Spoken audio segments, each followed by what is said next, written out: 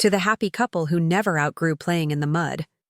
The words floated across the reception hall, wrapped in my sister Tamara's signature sweetness, the kind so sharp it could slice through glass. Champagne flutes clinked as laughter rippled through the crowd, loud enough to sting.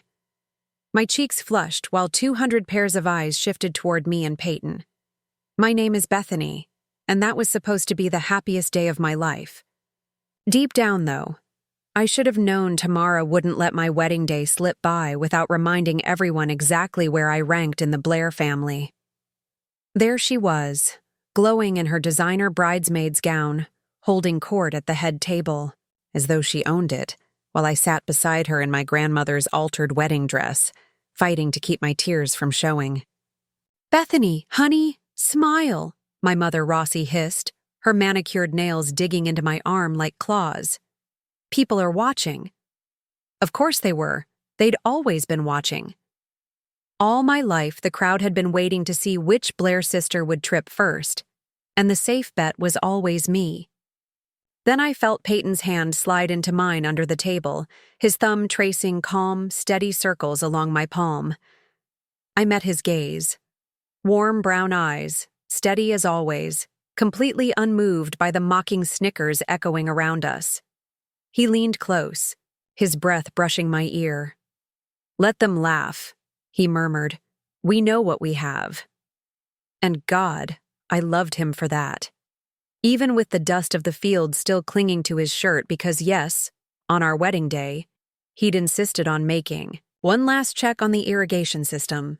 Peyton was real in a way no one else in that room could ever be. A room full of polished shoes, stiff suits, and hollow smiles. "I still can't believe you're marrying a farmer," my youngest sister Erin whispered as she slid into the empty chair beside me. At 27, she was the peacemaker, always smoothing the family's sharp edges. "I think it's sweet, honestly, but Mom's been chewing antacids like candy all week." I let out a laugh sharper than intended. "Thanks for the vote of confidence," I muttered, my eyes following Tamara as she worked the room like a politician on campaign night. At 31, she was everything parents dream of bragging about. Stanford MBA, corner office in Manhattan, husband in $1,000 suits discussing market volatility between bites of steak tartare. "That's not what I meant," Erin hurried to add. "Ladies and gentlemen," my father's voice thundered suddenly, silencing the chatter.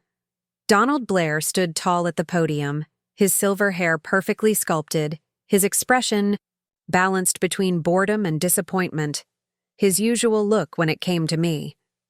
My stomach dropped. This was not going to be good. "I'd like to say a few words about my daughter, Bethany." Behind her champagne glass, Tamara smirked. "Bethany has always been unique." Unique. The word landed like a punch. His speech rolled on. While her sisters pursued careers and great achievements, Bethany chose a different path, a simpler one. Simpler. It hung in the air like a verdict. I felt Peyton's grip tighten around my hand. She has chosen to marry Peyton, a man who works with his hands and knows the meaning of honest labor. Each pause in his voice felt rehearsed, deliberate, as though carefully balancing insult with civility. "We wish them happiness, in their humble life together." The applause that followed was polite, but thin, like an obligation more than a celebration. I glanced at my mother, dabbing her eyes with a tissue, though I couldn't tell if her tears came from pride or some quiet grief. "Your dad's really putting on a show," Peyton whispered, his voice firm, steady despite the sting of every backhanded word.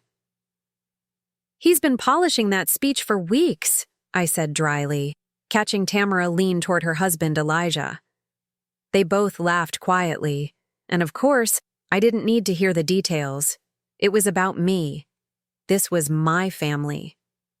The people who should have been celebrating my joy. Instead, they were grieving the version of me they thought I should have been. My college degree, my teaching awards, the small organic farm business I built from nothing. None of it mattered. To them, I was the sister who settled, the one who'd traded ambition for love. You know what? I said suddenly, pushing back my chair with a screeching scrape that cut through the room like a blade. Heads turned. The hall fell silent. I lifted my water glass, because wasting good champagne on this moment felt wrong, and looked directly at Tamara. To family, I said, my voice clear, carrying through the hush. And to finally learning who really stands with you when it matters most. To the happy couple who never outgrew playing in the mud. The words floated across the reception hall, wrapped in my sister Tamara's signature sweetness, the kind so sharp it could slice through glass. Champagne flutes clinked as laughter rippled through the crowd, loud enough to sting. My cheeks flushed while 200 pairs of eyes shifted toward me and Peyton. My name is Bethany, and that was supposed to be the happiest day of my life. Deep down, though, I should have known Tamara wouldn't let my wedding day slip by without reminding everyone exactly where I ranked in the Blair family. There she was, glowing in her designer bridesmaid's gown, holding court at the head table, as though she owned it, while I sat beside her in my grandmother's altered wedding dress, fighting to keep my tears from showing. "Bethany, honey, smile," my mother Rossi hissed, her manicured nails digging into my arm like claws. "People are watching." Of course they were. They'd always been watching. All my life, the crowd had been waiting to see which Blair sister would trip first, and the safe bet was always me.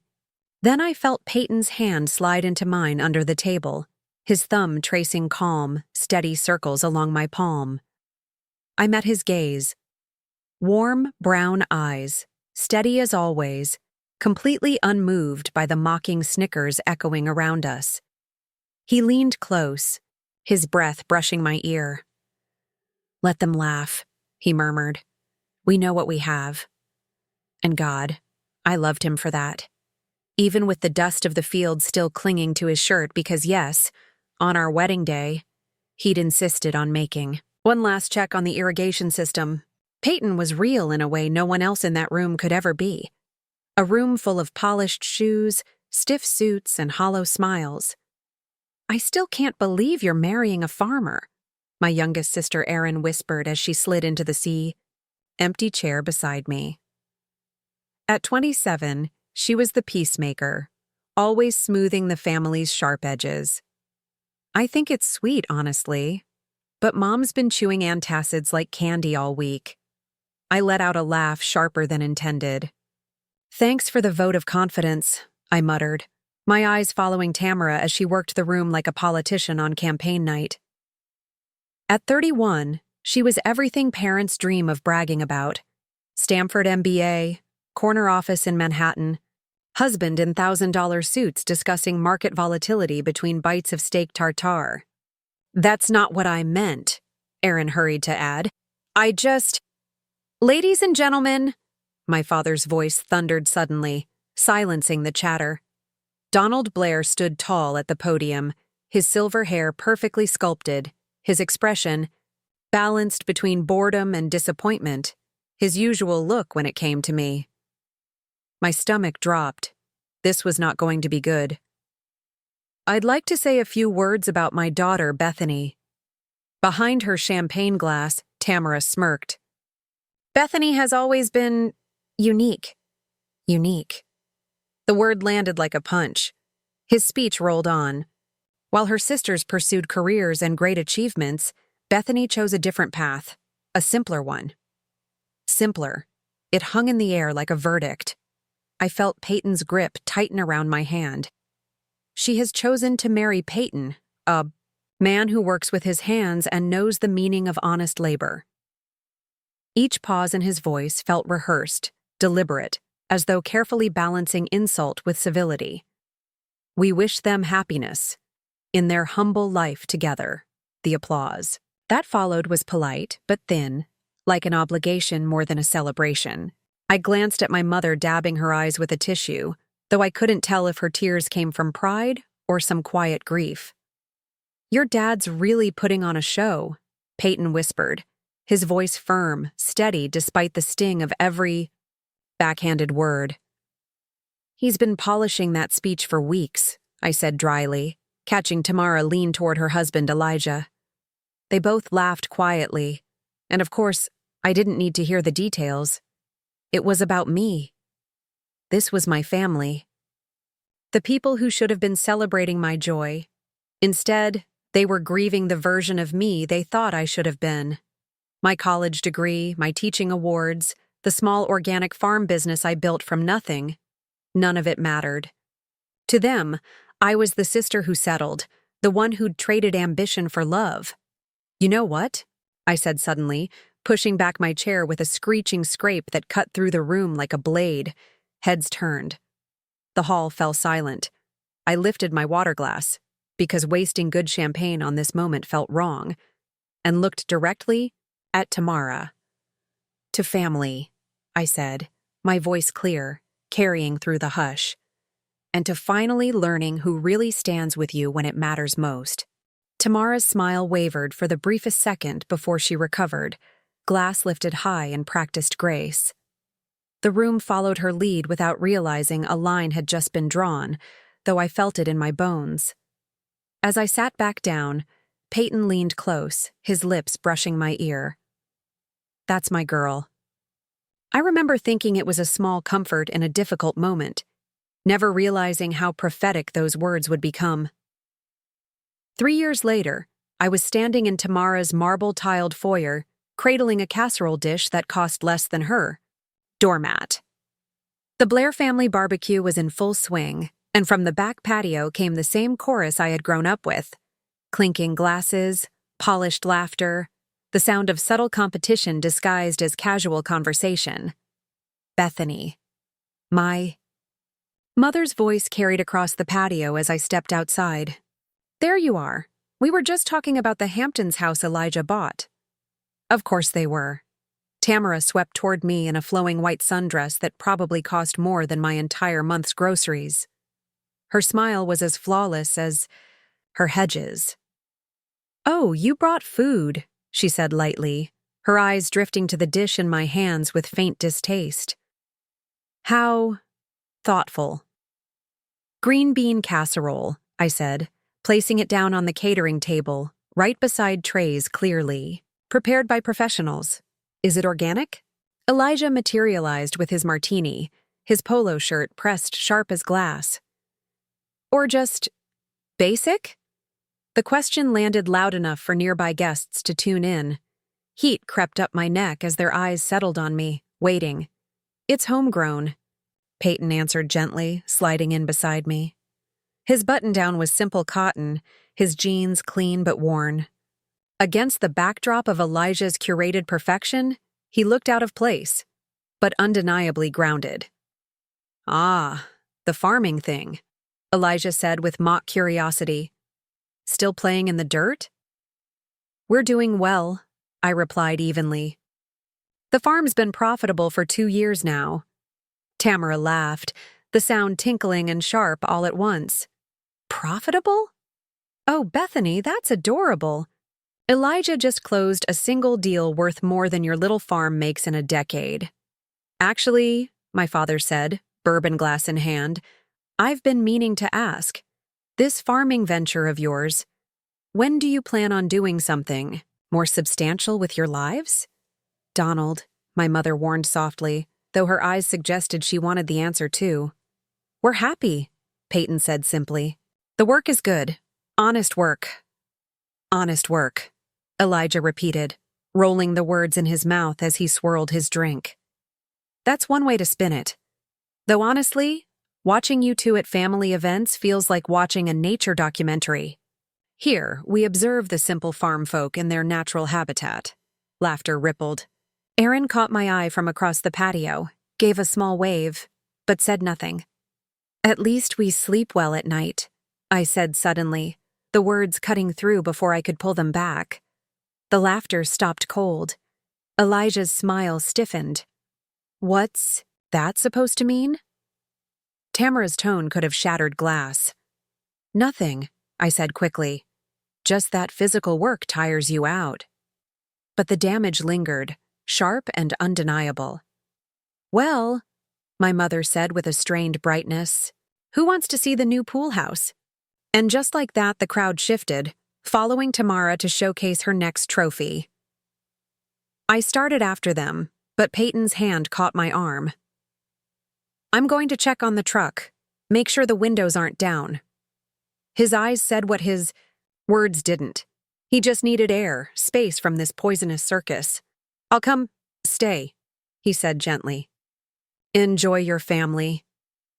The word carried a weight we both recognized.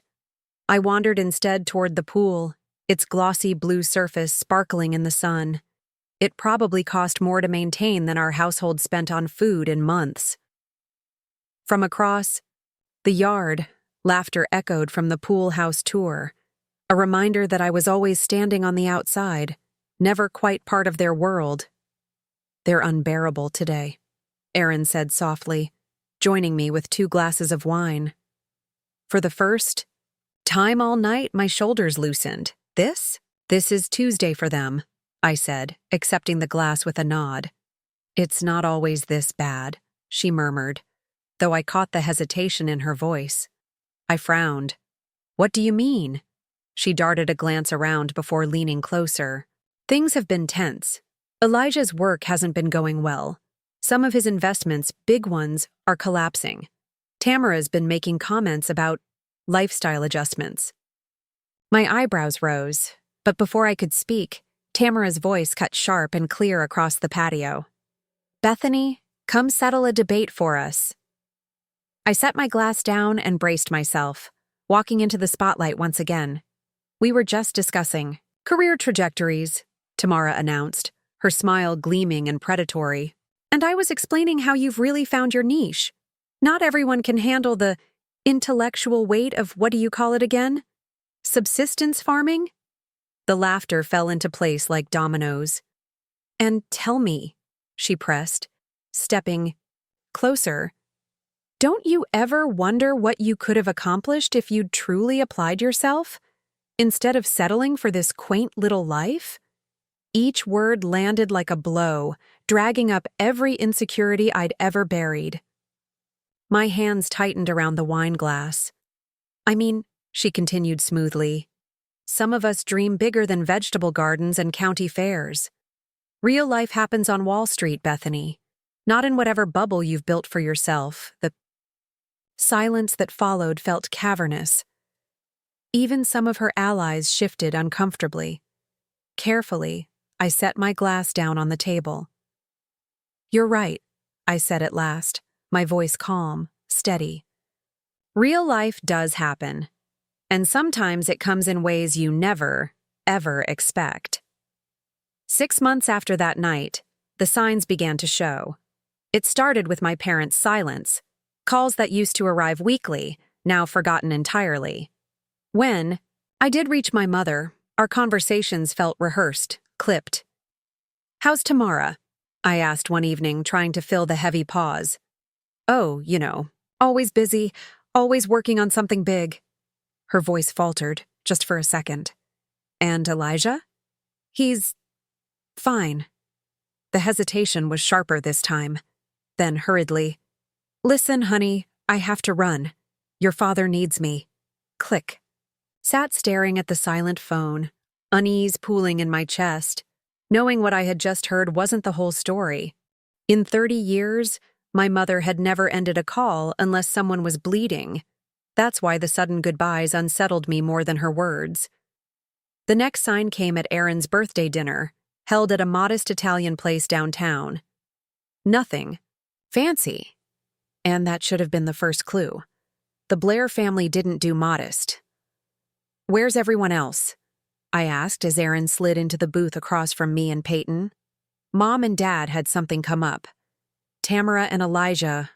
Work. Stuff, she said, fiddling with her breadstick, her eyes anywhere but mine. Work stuff on a Saturday night? Her lips pressed together. Things are complicated lately. What kind of complicated? I probably shouldn't. Aaron. I leaned forward, lowering my voice. What's going on? She glanced around the crowded restaurant, like she was checking for spies, then leaned closer. Elijah's company is in trouble. Big trouble. Some kind of investment scheme. went sideways. A strange flutter stirred in my chest. Not satisfaction, not quite, but close enough to sting. I forced it down, ashamed. How bad? Bad enough that they already put the Hamptons house on the market. The boat, too. And Tamara's been calling around, asking relatives for short-term loans. The flutter came back stronger. I took a drink of water to cool the heat on my face. Have they asked you for money yet? Peyton's voice was steady but quiet. Not yet, Aaron sighed. Probably only because I don't have any to give. Finally, she met my eyes. They haven't called you, have they? No, I said flatly. But then again, we're just simple farm folk. What would we know about real money? Aaron winced. You heard about that? I was there, I reminded her. Front row ticket to the Tamara show. She's been different lately, Aaron admitted. Snapping. At everyone. Stressed. Even the golden child has cracks, I guess. The rest of the meal passed in uneasy silence, though I could feel Peyton's eyes on me. He knew I was already turning it over in my mind, putting the pieces together. A few days later, while we were out harvesting the late summer tomatoes, my phone buzzed with an unknown number. Hello? Bethany. The voice on the other end was weaker, older somehow. Mom? Yes, sweetheart, I'm fine. Just tired, that's all. Listen, there's something we need to discuss. As a family. The phrase sent a chill through me. In Blair speak, something to discuss as a family never meant anything good. What kind of something? It's better in person. Can you come Saturday, 2:00? Bring Peyton. The line went dead before I could respond. Slowly, I lowered the phone, staring at the blank screen. Family meeting? Peyton asked without looking up, stacking tomatoes into crates. Sounds like it. About what? I shook my head, feeling the weight in my chest. She didn't say, but after what Aaron told us, they'll ask for money. It wasn't a question. That night, lying in bed while Peyton dozed beside me, I stared at the ceiling. I felt split in two. Part of me was sick at the idea that my family was hurting, but another part, the part that remembered years of being ridiculed, dismissed, treated like dirt clinging to someone's designer heels, almost wanted it. After all those jokes about mud and simplicity, the irony tasted sweet. They were about to come begging at the farm girl's door. Saturday arrived gray and misty, the sky mirroring my mood. Peyton kept his eyes on the road during the drive, his jaw tight, his hands steady on the wheel. Whatever they ask, he said finally as we pulled into the familiar driveway. Remember this, you don't owe them anything. I know. He turned to look at me fully. Do you? Because I know your heart, Beth. You forgive too easily. And they know it. I looked at the house I grew up in, the same perfect lawn, the pristine shutters, smaller now, less imposing than it had once loomed over my childhood. I'll be fine, I lied. My phone buzzed as we climbed the front steps. A text from an unknown number, emergency family meeting. Please come, we need you. Tamara, for years, she'd told me I'd never amount to anything. Now she needed me. My hand trembled as I slipped the phone away and rang the bell. The living room felt like a courtroom. Everyone was already there, seated in a deliberate semicircle around the space prepared for us. My parents looked older, shoulders hunched beneath, some invisible weight. Tamara sat perched on the armchair's edge, clothes rumpled, her flawless facade cracked. Elijah loomed near the window, his back turned, fists buried deep in his pockets. Erin sat on the ottoman, looking like she'd rather disappear entirely. Bethany. Peyton. My father gestured to two chairs at the center of the semicircle. Thank you for coming. We sat down. My pulse beat in my ears, the spotlight hot. So, I broke the silence. What's this about? My mother twisted her wedding ring, a nervous habit from my childhood. We wanted to talk about the family situation.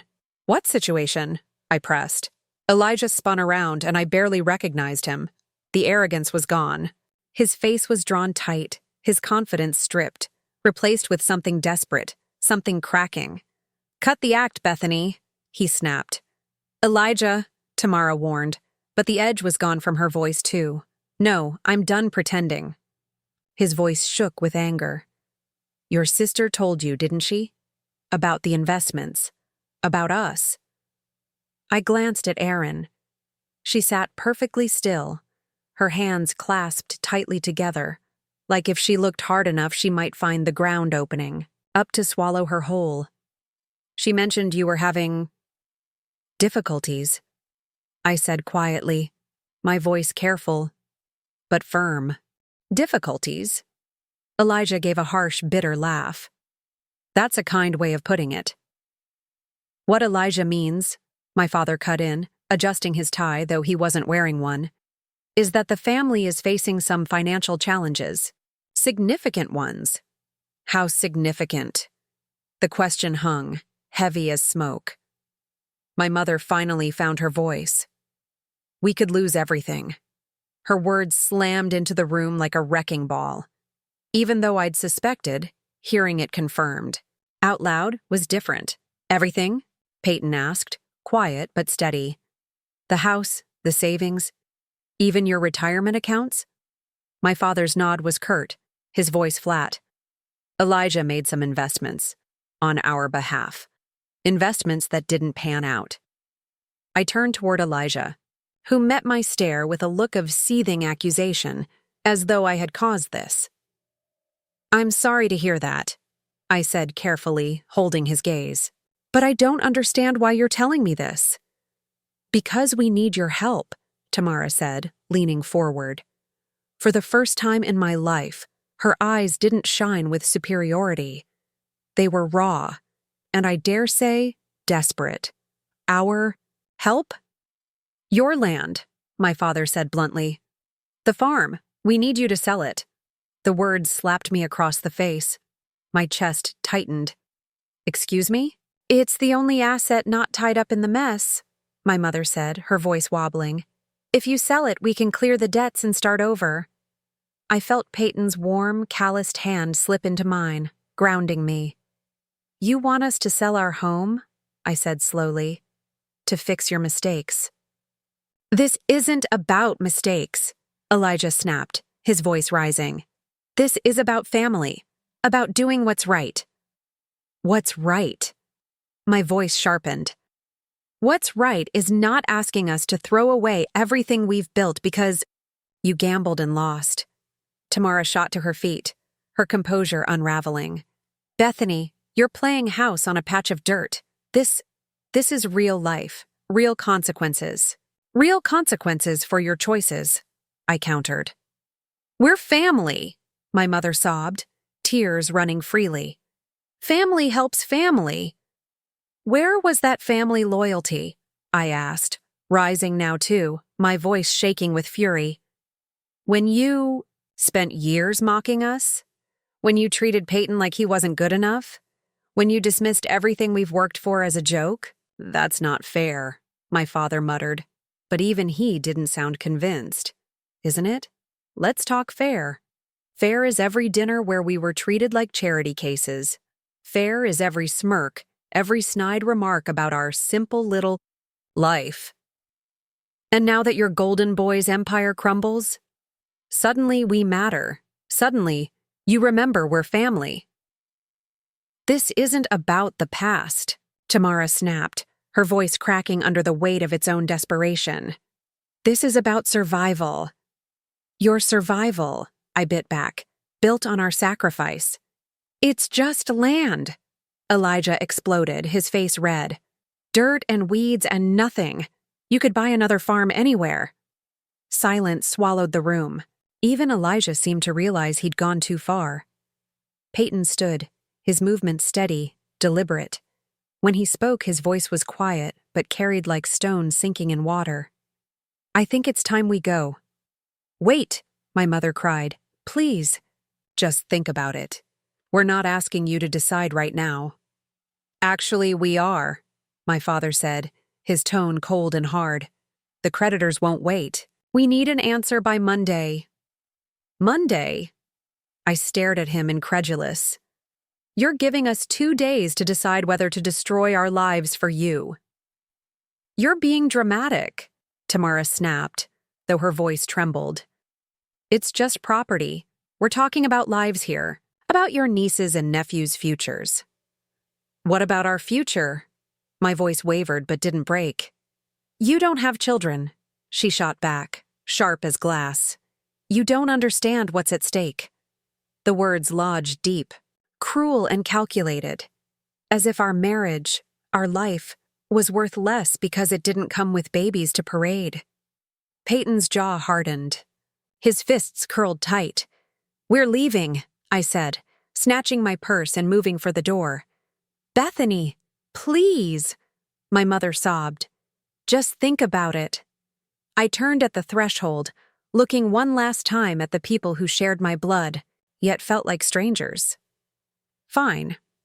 I'll think about it. But you should think too. Think about what kind of people ask their family to give up everything to cover for mistakes they made themselves. As we stepped into the night, my father's voice cut after me like a lash. You'll come to your senses, Bethany. You owe us, after everything we've done for you. That was the last straw. Peyton's hand pressed white against the truck door, knuckles rigid. What we owe them, I said loudly enough for the walls to hear. After 30 years of being treated like the failure of the family, tell me, what exactly do we owe them? The silence that followed was damning. No one had an answer. The drive home passed in near silence, save for gravel crunching under the tires. Peyton's grip stayed ironclad on the wheel, anger radiating off him in waves. When we turned into our driveway, I looked at our farmhouse bathed in the golden wash of evening, our fields stretching wide and peaceful, the life my family called worthless, and felt pride swell in my chest. I need to show you something, Peyton said, cutting the engine. Peyton, I'm not selling. I don't care if they— I know you're not selling, he said firmly. This isn't about that. His strides were purposeful as he led me toward the barn. It's about something I should have told you years ago. Confused, I followed him into his small office at the back. He went straight to a locked cabinet I'd never seen him open. Sit, he said, unlocking it and pulling out a thick manila folder. Peyton, you're scaring me. I'm not trying to scare you, he said, laying the folder on the desk and spreading its contents before me. I'm trying to show you who we really are. I leaned forward, scanning the stack of documents spread across the desk, legal papers, patents, financial statements.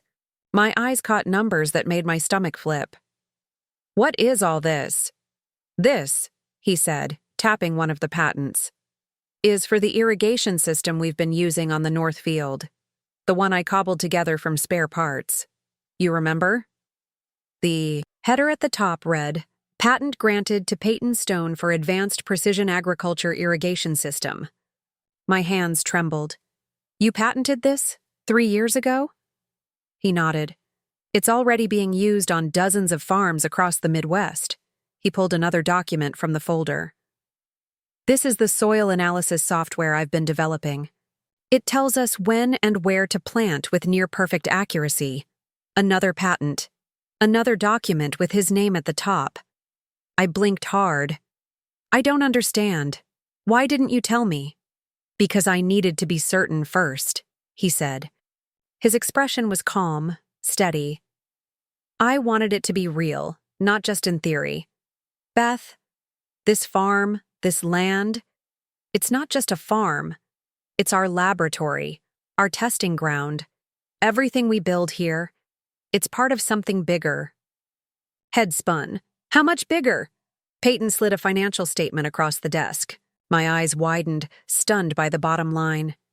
This says, are we worth that? He nodded again. Stone Agricultural Technologies. I started it quietly after we got married. The farm has been the foundation of everything we've developed. I sat in stunned silence, staring first at the papers, then at the man I married. You've been running a tech company this whole time? A very quiet one, he admitted. Most clients don't even know where the innovations come from. They just know they work. Then why keep it a secret? Why let my family believe we were just dirt farmers? He stacked the papers back into careful order before answering. His voice was low, thoughtful, almost heavy. Because I wanted to see who they really were, he said finally. I wanted to see how they'd treat us when they thought we had nothing to offer. The words knocked the breath from my chest. You knew? All this time you knew how they saw us, and you just let it happen? My voice cracked between fury and disbelief. I let them show their true colors, Peyton said evenly. Yes, while I sat through every dinner, every smirk, every joke. Do you have any idea what that did to me, Peyton? Sitting there while they mocked everything we built, thinking maybe they were right. Maybe I really had thrown my life away. He reached for my hand, but I pulled back. You let me doubt myself. You let me believe we were small, all while you had this sitting in a locked drawer. We were never struggling, he said softly. The bills were always paid. We never— That's not the point, I snapped, standing and pacing to the window. The point is, you let me feel small. You let them make me feel small. His silence weighed heavy, years of truths and shadows pressing the room tight. There's more, he said at last. I spun back, wary. More what? Elijah's company. The investments that collapsed. He reached into the drawer and pulled another folder. He bet against us, Beth, against Stone Agricultural Technologies. The words tangled in my brain. What? What do you mean? He shorted our stock. Poured client money, including your parents' retirement fund, into a bet that we'd fail. I sank into the chair, my blood running cold as the pieces slid into place. All of it, I whispered. He lost every penny betting against us. Because in his mind, anything tied to simple farmers had to be worthless. Before I could breathe, my phone buzzed where it lay on Peyton's desk. A text glowed from Aaron. They're coming to the farm tomorrow. All of them.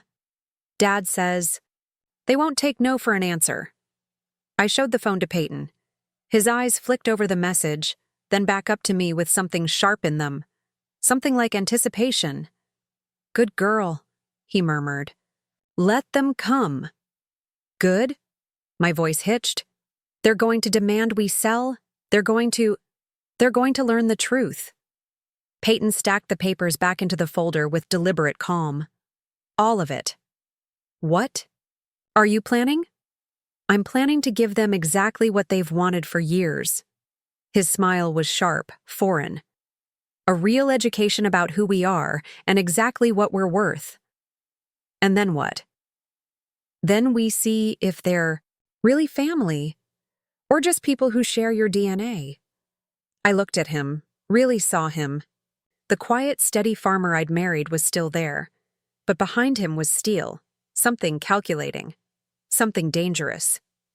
You've been planning this? I whispered. I've been preparing for this, he corrected. There's a difference. Is there? He held my gaze. For the first time since I'd known him, Peyton looked like a man ready for war. I guess we'll find out tomorrow. They arrived the next day like a storm front, 3 gleaming cars pulling into our gravel drive at precisely 2:00. Dust clouds rose and settled thick on their glossy paint jobs. From the window, I watched them spill out, my parents grim-faced, Tamara clutching a leather portfolio like it was a shield, Elijah fussing with his tie as though heading into a boardroom. Even little Tiffany was dragged along, dressed in pristine white lace, her small face confused, innocent to the storm brewing. Showtime, Peyton said quietly, straightening his shirt. He'd insisted on wearing exactly what he always did. Jeans, boots, a simple button-down. The same clothes that had made him a target of their scorn. The knock rattled the door, sharp, authoritative. My father's knock. I opened it to find them fanned out like a firing squad. My parents in front. Tamara and Elijah at their flanks. Erin lingered at the back, her hand wrapped protectively around Tiffany's.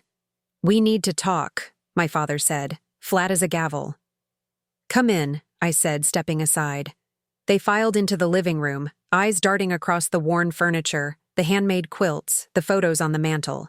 It was all familiar to them, yet this time, I saw calculation flickering in their glances, as if measuring what could be liquidated, sold off, erased.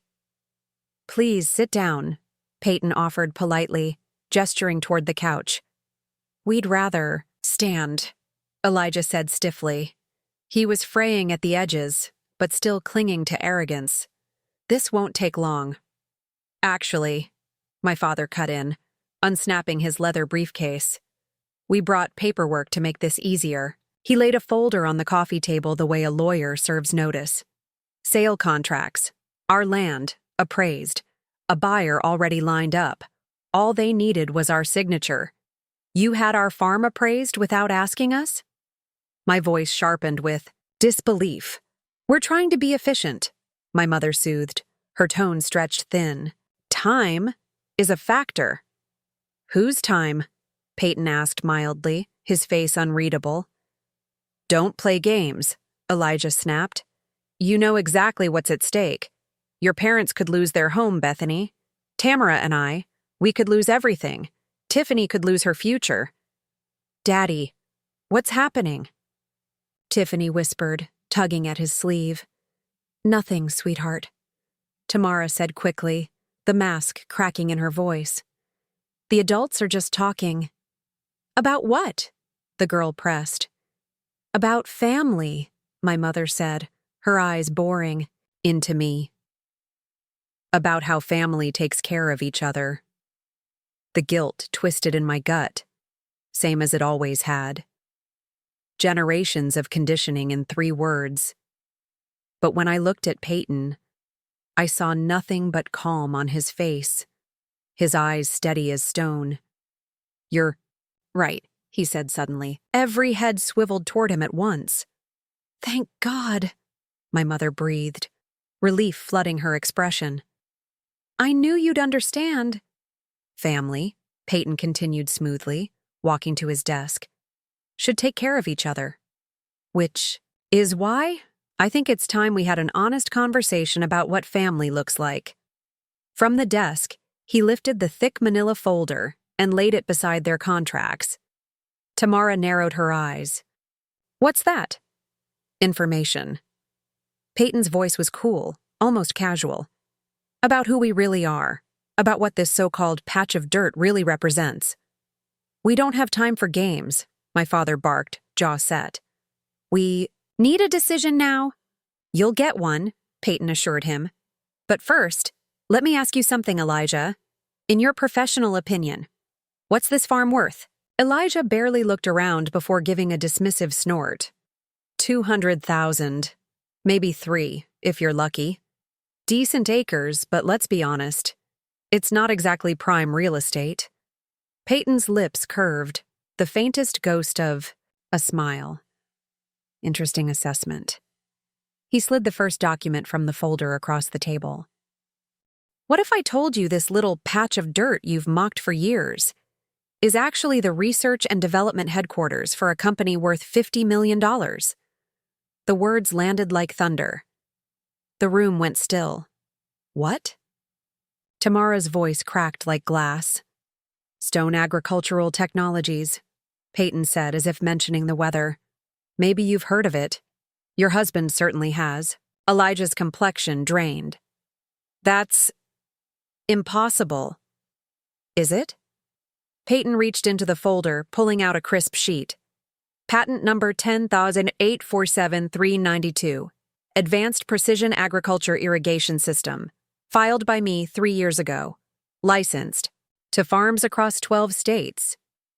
He laid the patent gently on the coffee table, right beside the sale contract they'd shoved at us.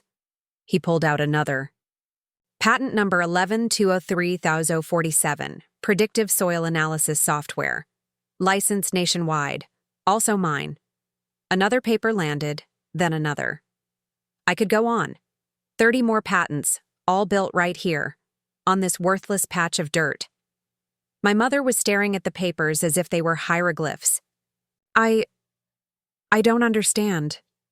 It's simple, Peyton said, his voice steady, his eyes sharp. While you were all too busy looking down on us, we were building something that matters. But you're just a farmer, my father muttered weakly. Peyton's mouth curved, but not kindly. I am a farmer with a PhD in agricultural engineering from MIT. And I'm also the CEO of a company revolutionizing how this country grows food. Tamara collapsed, onto the nearest chair, her color draining. This can't be real. Oh, it's real. Peyton slid another sheet across the table. Here, our quarterly earnings. Go on, read the numbers. Elijah peered down and then lurched back like he'd been burned. But wait. Peyton continued, his tone now edged with iron. There's more. Elijah, you said you'd heard of Stone Agricultural Technologies? I might have, he stammered. No, you did more than hear. You bet against it. You convinced your clients, including Beth's parents, to short our stock. His gaze sharpened like a blade. You lost their retirement fund gambling that we'd fail, because you were so sure that anything tied to simple farmers was worthless.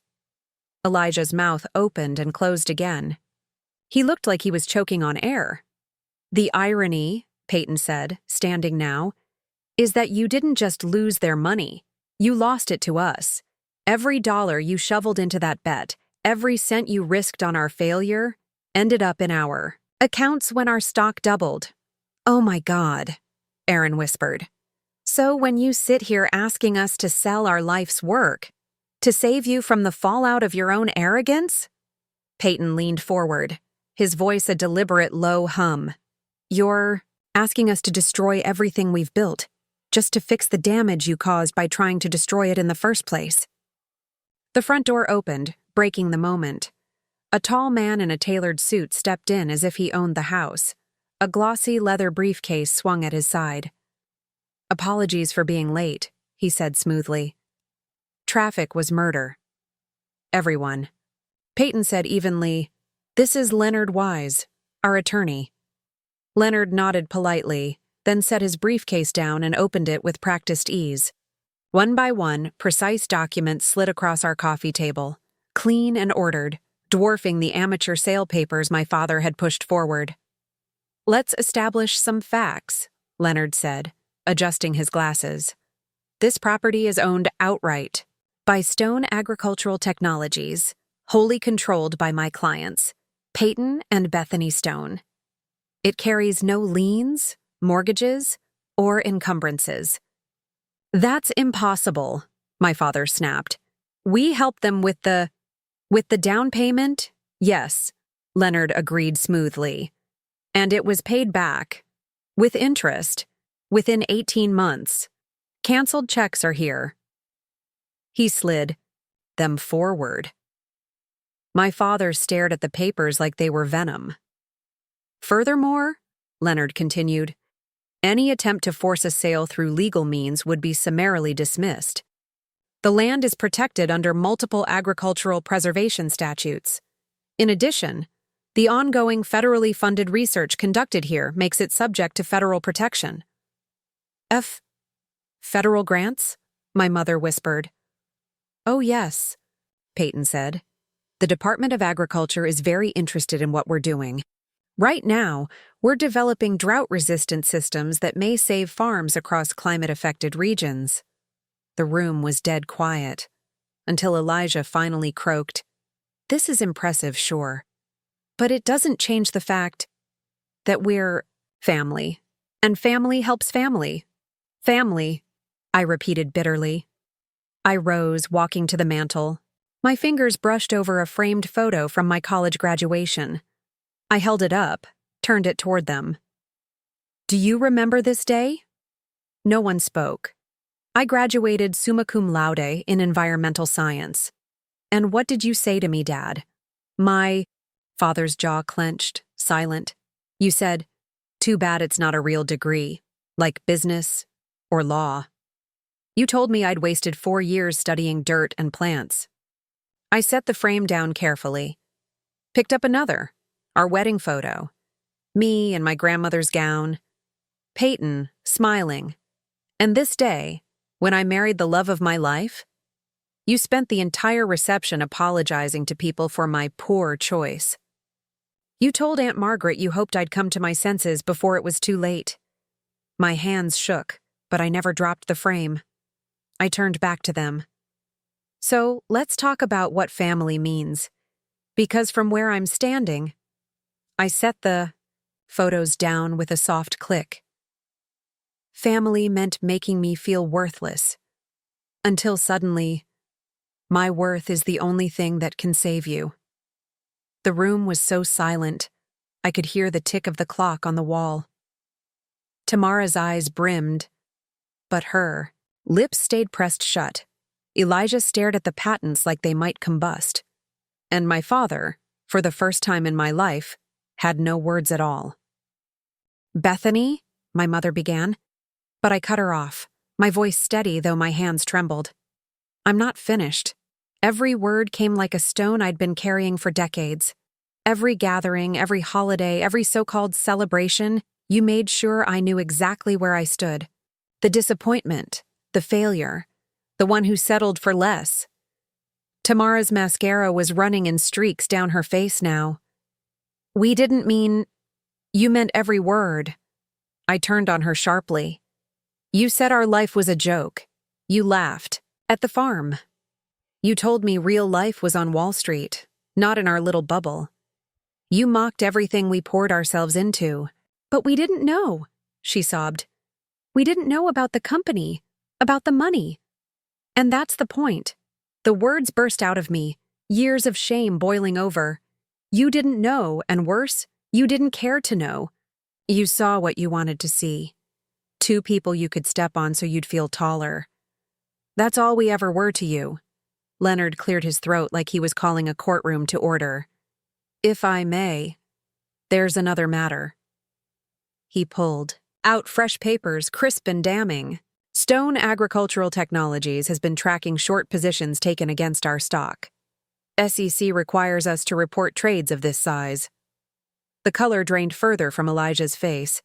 These trades were made through Pinnacle Investment Group, Leonard continued, his tone coldly professional, where Mr. Elijah Olson happens to be a senior partner. The total exposure was $2.3 million, money representing 17 client retirement accounts. 17 families, Peyton said quietly. His voice carried more weight than a shout. 17 families trusted you with their futures, Elijah. You threw it all on a coin flip. It was a sure thing, Elijah gasped, his voice desperate. Agricultural tech startups fail 90% of the time. The odds, Leonard cut him off sharply, his smile razor-thin, were that you'd actually do your due diligence before gambling away other people's lives. Did you ever once visit the company? Did you research the patents? Look up the leadership team? Elijah's silence was damning. You didn't, did you? Leonard pressed. You saw farmers and assumed it meant worthless. Just like you saw Bethany and assumed she was worthless. My father's voice broke the tension, brittle, angry. Then we'll sue. For damages. For our losses.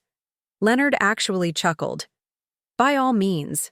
I'd love to explain to a jury how your son-in-law squandered your retirement betting against your daughter's company. The optics will be enlightening. Tamara's voice cracked, raw. What do you want from us? Name it. What do you want? I looked around the room, at my parents, who had spent 30 years cutting me down, at Tamara, who perfected cruelty into sport, at Elijah, who gambled futures on arrogance, at Tiffany, small and bewildered, sitting quietly in the corner. As her world crumbled, I want you to leave, I said. Walk out that door. Don't come back. Bethany, please. My mother sobbed. We're sorry. We made mistakes, but we're family. No. My answer was simple, and it felt like something inside me had finally snapped free. Family doesn't do what you did. Family doesn't spend years tearing you down. Family doesn't come crawling, back only when it's desperate. What about Tiffany? Tamara pleaded. She's innocent. What about her future? I turned my eyes gently toward my niece. Her future had never been mine to carry. Her future was your responsibility, and you gambled it away. My father's voice broke low and harsh. You're really going to let us lose everything after everything we've done for you? I laughed, sharp, bitter, and it shocked even me. And what have you done for me, Dad? Other than 30 years convincing me I wasn't good enough. What exactly do you think I owe you for that? His silence was an admission. The meeting is over, Peyton said firmly.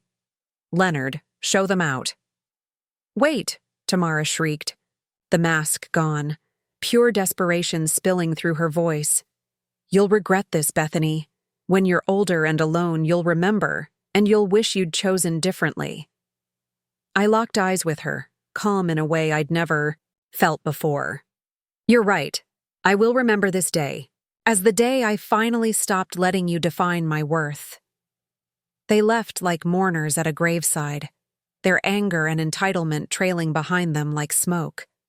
I stood at the window and watched the cars crawl down the drive, dust choking the air until it cleared. For the first time in 30 years, the silence didn't feel empty. It felt full, like the ground itself could breathe again.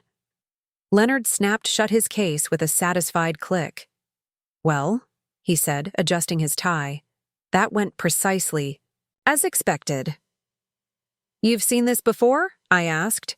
Family greed? Desperation? Yes. People reveal who they are when cornered. Your family did tonight. Believe me, closure doesn't always come this clean. You'll adjust faster than you think. After he left, Peyton and I sat on the porch, the sunset spilling gold across our fields, the same earth they'd dismissed as worthless just hours earlier. Was I too harsh? I whispered. He traced the railing with his thumb, his eyes watching the horizon. Do you remember what Tamara said at our wedding? I gave a hollow laugh. The mud. Yes, how could I forget? I knew then, Beth, Peyton said. Knew? There would be a day they'd push too far. Maybe not like this, but something like this. He finally looked at me, steady and sure. They never saw us. They only saw what made them feel superior. But they're still my family, I said quietly. Are they? He asked. And neither of us had an answer. The air was thick with unspoken things when my phone buzzed on the table between us. Erin's name lit the screen. I answered on the third ring. Hello, Beth. Her voice was thick, fragile. I'm so sorry. I'm so sorry. Would you like me to continue and show Erin's confession, loyalties, whether she distances herself from the family completely or becomes the one bridge left for Bethany? I'm so sorry. I'm so sorry, Erin, I whispered. No, she said firmly, her voice breaking. Let me say this. I knew how they treated you, and I never stood up for you. I told myself I was being neutral, but there is no neutral when someone you love is being hurt. My eyes burned as unexpected tears welled up. You were caught in the middle, I said softly. No, Beth, I was a coward. Her breath hitched. And now, God, the things they're saying. Dad's telling anyone who'll listen that you abandoned the family. Mom's acting like you personally destroyed their lives. And Tamara, she's bitter. She keeps saying you orchestrated this whole thing, that you and Peyton set them up. We didn't set anyone up, I said calmly, staring out at the land. We just stopped pretending to be less than we are. I know, Erin whispered. I know you. Even if I didn't defend you when I should have. Her voice cracked. Can you ever forgive me? I inhaled slowly, looking over the golden fields, the life Peyton and I had built with our hands and minds. You're calling me now. That counts for something. I smiled faintly. I want to see you, not to ask for anything. Just, I miss my sister. The real one. Not the version they tried to make you into. Come for dinner Sunday. Leave the drama at home. Just me, she promised through tears. When the call ended, Peyton reached over and took my hand. One down, he said, his expression unreadable. Think the others will come around? I considered it, then shook my head gently. A week ago, the thought of losing my family would have gutted me. Now, sitting here on land that was ours, beside the man who believed in me before anyone else ever did, it felt less like loss and more like shedding a skin I'd outgrown. No, I said finally. It doesn't matter. The next morning, the crunch of gravel in the driveway made my heart leap. For a split second, I imagined my parents back again, knocking on the door with fresh demands. But when I looked up, I saw a sedan I didn't recognize. A woman stepped out, mid-40s maybe, with jeans, a simple blouse, and a manila folder tucked under her arm. Mrs. Stone? She called. I'm Sarah Martinez, USDA. I was hoping to speak with you and your husband about your drought resistance research. The barn door swung open. Peyton emerged, towel in hand. Sarah, he said warmly. You made good time, she shook his hand briskly. The preliminary results you sent? Incredible. We'd like to fast-track the grant approval for expanded trials. Grant approval? I asked cautiously. Sarah smiled. $2.7 million over. 3 years. Your work could reshape how we approach drought-affected farmland. We're talking about feeding millions. I blinked and turned to Peyton, stunned. You didn't mention this. I wanted to be sure before I got your hopes up, he said, his eyes soft and steady. But yes, we're about to get very busy. As Sarah and Peyton dove into research protocols, funding streams, and trial sites, I stood quietly, my heart swelling with the cruel irony of it all. Just yesterday, my family had walked into this home demanding we sell everything to save them, never realizing what they were asking us to destroy. The very land they mocked as dirt and weeds was about to change how the world ate, how people survived. That evening, Peyton and I walked the fields, the sky a canvas of pinks and oranges. I felt the earth under my boots, the life we'd sown into every corner of it. Any regrets? He asked quietly. I thought about my mother's tears, my father's bitterness, Tamara's cruel voice cracking with desperation, Tiffany's innocent, eyes wide with confusion.